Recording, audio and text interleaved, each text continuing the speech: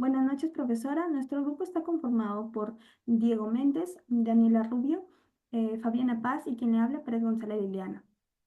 Bien, nuestro informe está basado en diversos casos en materia de derecho civil, en materia de derecho penal y en materia de gestión pública.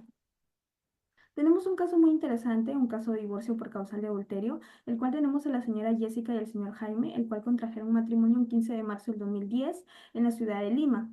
La pareja parecía tener un matrimonio muy estable, muy feliz, mas sin embargo en el 2018 Jessica comienza a notar ciertos cambios, cambios por su esposo, cambios relacionados a comportamientos evasivos, mas sin embargo ella manifiesta de que a lo mejor esto era producto de problemas personales o problemas laborales que tal vez su esposo no le quería comentar.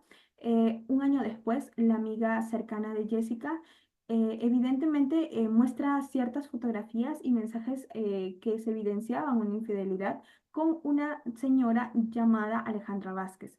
Jessica, al momento de confrontar a Jaime, él niega rotundamente todo este hecho sucedido. El 10 de noviembre del 2020, Jessica recibe una copia certificada de nacimiento de un menor, de este menor relacionado a este hijo, producto de esta infidelidad. La problemática tenemos que es la violación de los deberes conyugales y adulterio. Evidentemente, Jessica comienza, al momento de que comienza a evidenciar ciertos comportamientos, Jaime, ya desde ese mismo momento se estaría violando los deberes conyugales, producto de este matrimonio que en este caso contrajeron al momento de que ellos decidieron tener esta cierta relación, ¿no? Amorosa. El daño moral y sufrimiento psicológico que no solamente se evidencia por parte de la señora Jessica López, sino también por el hijo que también tenían un hijo, más sin embargo, este daño moral se manifiesta como tal porque podría ser compensado, ¿no?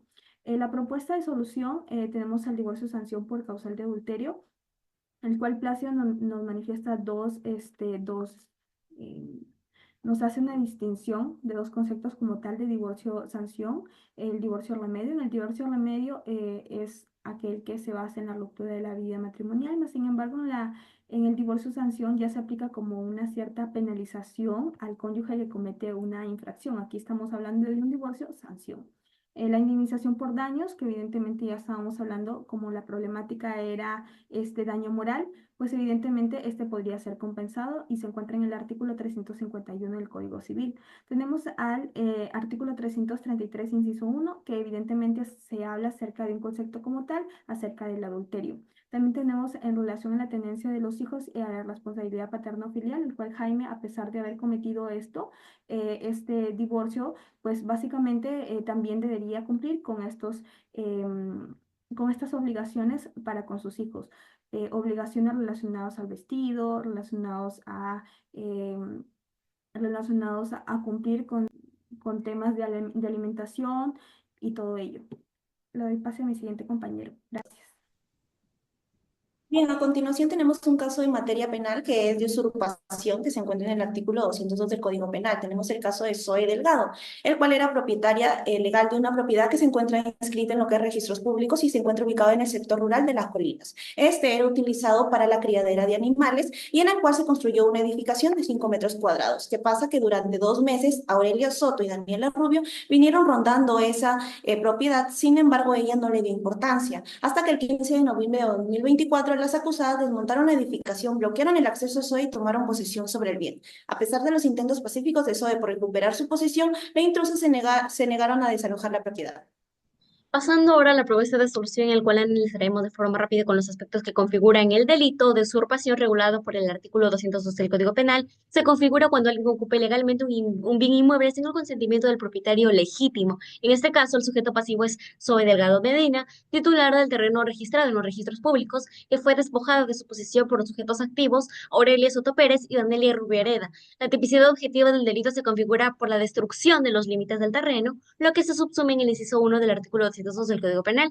Desde la tipicidad subjetiva, la conducta de las acusadas es claramente dolosa, ya que actuaron con plena conciencia y voluntad para apoderarse del terreno, evidenciado por la alteración de la propiedad y el bloqueo del acceso de Zoe. En cuanto a la antijuricidad, no se encuentran causas que justifiquen las acciones de las acusadas, ni el artículo 20 del Código Penal ni el artículo 920 del Código Civil ofrecen una defensa válida, ya que las acusadas no tenían derecho legítimo sobre el bien inmueble. Respecto a la culpabilidad, las acusadas sabían perfectamente que sus actos eran ilegales, pues no se presentó ningún título de propiedad ni prueba de derecho legítimo sobre el bien, sobre el terreno. Actuaron de manera premeditada y con la intención de apoderarse del terreno. Bien, ahora vamos a ver lo que es el aspecto doctrinal y normativo. La usurpación se refiere a la acción de apoderarse de un inmueble ajeno o mantener la posesión de este mediante la violencia, según nuestro artículo 202 del Código Penal. Para ello hemos tomado dos autores que son muy importantes, Ramiro Salinas, el cual nos dice que el interés fundamental del Estado es proteger en este caso el patrimonio, que en este caso llega a ser la propiedad de Zoe. Y María Poma como tal nos dice que el responsable penal de un delito no solo el magistrado le impone una pena como tal, sino también una reparación, que en este caso sí se da porque hay la destrucción del bien inmueble. Esto es respaldado también por el artículo 92, el cual nos habla de la reparación civil, y el artículo 93 sobre los componentes de la reparación civil. Por lo tanto, esta propuesta de solución incluye no solo la restitución inmediata del terreno a SOE acompañada, sino también de una indemnización por los daños causados, como la destrucción de la edificación y las pérdidas económicas derivadas de la interrupción de sus actividades. Además, las responsables deben enfrentar una pena privativa de la libertad entre 2 y 5 años, según el artículo 202 del Código Penal, y se debe aplicar la reparación integral del daño. La justicia para la víctima es lo más importante. Y ahora, como aspecto conclusivo del caso, tenemos que las auciones de Aurelia Delgado y Daniela Rubio constituyen un claro caso de usurpación vulnerando los derechos de propiedad y posesión legítima de Luna Delgado, respaldados por las pruebas contundentes como el título de propiedad. Por lo tanto, corresponde aplicar las sanciones penales previstas en el artículo 202, inciso número 1, y el 92 y 93 del mismo cuerpo normativo. Muchas gracias. Ahora hablaremos del caso de gestión pública González Camacho y la corrupción regional. Para entrar en contexto, alrededor de los años 2012 y 2017 surge con fuerza el nombre de Pepe González Camacho, un candidato que pretendía llevarse a fuerzas el puesto de gobernador regional, por su evidente gracia y además carismática facética, acompañado de propuestas soñadoras que ilusionaban al pueblo lambayecano. Pepe González fue elegido como gobernador regional, pero aquí no venía solo a ocupar el cargo, sino que también crearía una red de lo que es la corrupción sistemática junto a sus socios para salir beneficiado. A medida que pasaron los primeros años, se logró el cierre de contratos millonarios y además alteraciones de informes. Uno de ellos, recordamos que permitió la construcción del Hospital Máximo Salud a base de licitaciones irregulares por coimas y pagos fuera del marco de la ley. También aquí hubieron periodistas que estaban enterados de estos actos. Sí, también hubieron periodistas que estaban enterados de estos actos. Sin embargo, eran comprados y además callados para hacer propaganda a su partido y que el gobernador quede bien con el pueblo lambayecano. Tantas irregularidades deberían, tantas irregularidades fueron destapadas que tantas irregularidades en algún momento deberían ser destapadas, poniendo en duda la palabra del gobernador. Sin embargo, en su obra cumbre de su gestión, las represas Aguas del Sol, donde mediante investigaciones se logró destapar que los pagos hechos hacia la empresa que construía esta represa y la que era la encargada, era una empresa familiar del señor González, haciendo que el Ministerio Público intervenga y además comiencen las investigaciones preliminares del caso. La problemática del caso. Tenemos tres problemáticas: la corrupción en la administración pública, la ausencia de controles internos de fallos en el sistema de contrataciones públicas y la debilidad de la entidad pública. En el primero, Ackerman señala que cuando los gobernantes no enfrentan competencias o supervisiones, pueden ser tentados a actuar con beneficios propios. Además, también señala que es un monopolio unido a la discrecionalidad. Sin rendir cuentas, esto genera un ambiente propicio para la corrupción. El otro, que es ausencia de controles internos, tenemos a Yupanqui en el año 2005, donde nos menciona que las principales debilidades del sistema peruano es la falta de mecanismos automatizados y además transparentes. Y como última problemática, tenemos a la debilidad de la entidad pública.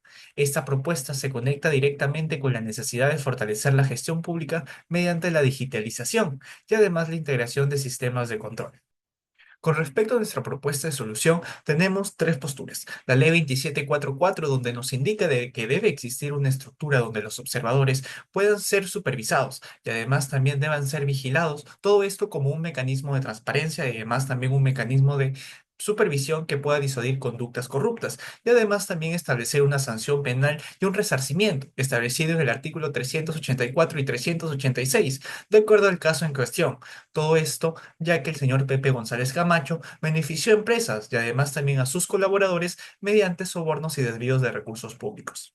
Como conclusiones finales, tenemos de que estamos a favor de que la Fiscalía denuncie estos actos de corrupción, ya que se violaron derechos y además también se vulneraron principios con respecto a la gestión pública. Todo esto para garantizar de manera justa los actos cometidos por el señor Pepe González Camacho. Y además también no solamente debe establecerse en sanciones de pena privativa de libertad, sino que también se debe resarcir el daño a favor de la sociedad peruana. Todo esto evitando de que se promuevan actos futuros también de corrupción por parte de otros gobernadores regionales.